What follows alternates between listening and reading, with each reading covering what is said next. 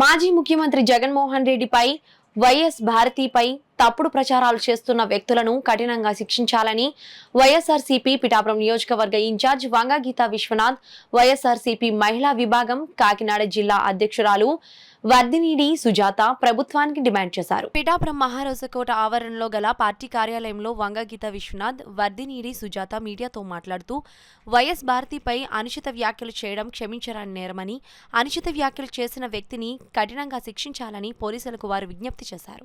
మరి అందరికీ కూడా వైఎస్ భారతి గారు అంటే ఇంచుమించుగా అందరికీ కూడా గౌరవమైన భావం.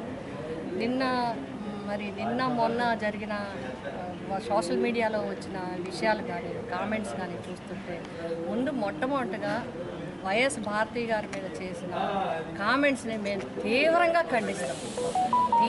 ఖండిస్తున్నాం. ఏదైతే మీరు సోషల్ మీడియాలో చిన్న స్టేట్మెంట్లు ఇస్తేనే తీసుకెళ్ళి ఒక 10-20 కేసులు కట్టి లోపల పెట్టి కోర్టులకి సమర్పించి ఈ స్టేషన్ నుంచి ఆ స్టేషన్కి, ఈ జిల్లా నుంచి ఆ జిల్లాకి తిప్పడం జరుగుతూ ఉందో, ప్రభుత్వం నిజంగా చిత్తశుద్ధితో పనిచేస్తే వెంటనే ఈ వ్యాఖ్యలు చేసిన వ్యక్తికి తగిన విధంగా చట్ట ప్రకారం ఏ విధమైన చర్యలు తీసుకోవాలో ఆ విధమైన చర్యలు తీసుకోవాల్సిన అవసరం ఉంది. ఆ విధంగా మీరు చేయాల్సిన అవసరం ఉంది.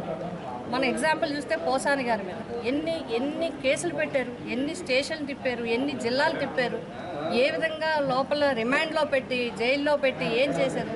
మరి ఇక్కడ మీరు ఈ తేడా ఎందుకు చూపిస్తున్నారు? అత్యంత దారుణంగా మేము మహిళలుగా చెప్తున్నాం. నేనైతే పర్సనల్గా చెప్తున్నాను. రాజకీయాల్లో ఈరోజు 33% రిజర్వేషన్లు ఇచ్చి రాజకీయాల్లో మహిళలు రావాలి, సమాజంలో సగభాగంలో ఉన్న మహిళలు రాజకీయంగా కూడా ఉండాలి, పరిపాలనలో కూడా భాగస్వామ్యం వహించాలి అని చెప్పి మహిళలందరూ కూడా విద్యలో అన్నింటిలో ముందుకు రావాలనే అవకాశాలు ఇచ్చి మహిళలను అవమానించడం అనేది చాలా తీవ్రమైన విషయమే.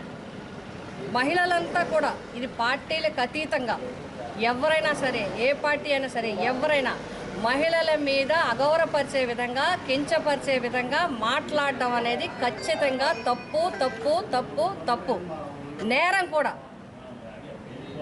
మహిళల్ని క్యారెక్టర్ని అసాసినేషన్ చేసే విధంగా మాట్లాడటం అనేది మాత్రం ఏమాత్రం మహిళా లోకం క్షమించదు, చూస్తూ ఊరుకోదు. ఇది ప్రతి ఒక్కరు కూడా గమనించుకోవాల్సిన అవసరం ఉంది. ఎందుకంటే ఈరోజు కుటుంబాల సపోర్ట్లతో బయటకు వచ్చి మహిళలు అన్ని రంగాల్లో ముందుకు రావాలంటే ఇలాగ చేసి మహిళలందరినీ వెనక్కి పంపేద్దామనా? సమాజం ముందుకెళ్తుందా, వెనక్కి వెళ్తుందా? భారత రాజ్యాంగం ఇచ్చిన హక్కులు ఇవేనా? విధానం ఇదేనా?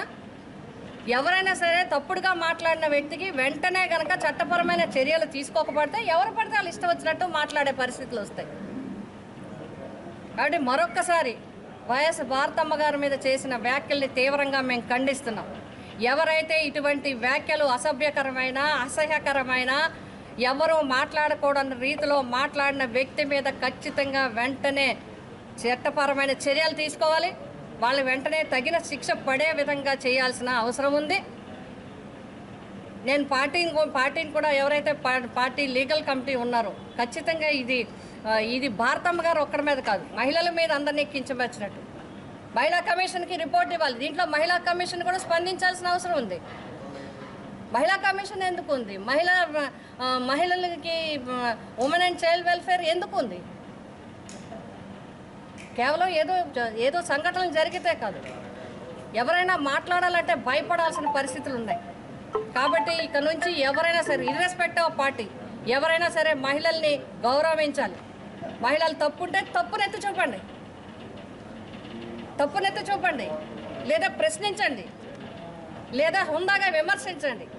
అంతేగాని అసభ్యకరమైన మాటలు పెట్టి వాళ్ళ గౌరవానికి భంగం కలిగించే విధంగా, మానసికంగా ఇబ్బంది పెట్టే విధంగా, కుటుంబ సభ్యులు కూడా బాధపడే విధంగా, ఈ సమాజం సిగ్గుతో తలదించుకునే విధంగా ఎవరూ చేయడానికి వీల్లేదు. అటువంటి శిక్ష ఖచ్చితంగా పడాల్సిందే, ఆ విధంగా జరగాల్సిందే. నేను మా మహిళా రాష్ట్ర కమిటీ అధ్యక్షురాలు ఎమ్మెల్సీ వరద కళ్యాణ్ గారిని కోరుతున్నాను. ఖచ్చితంగా ఈ విషయం మహిళా కమిషన్ దృష్టికి తీసుకువెళ్ళాలి.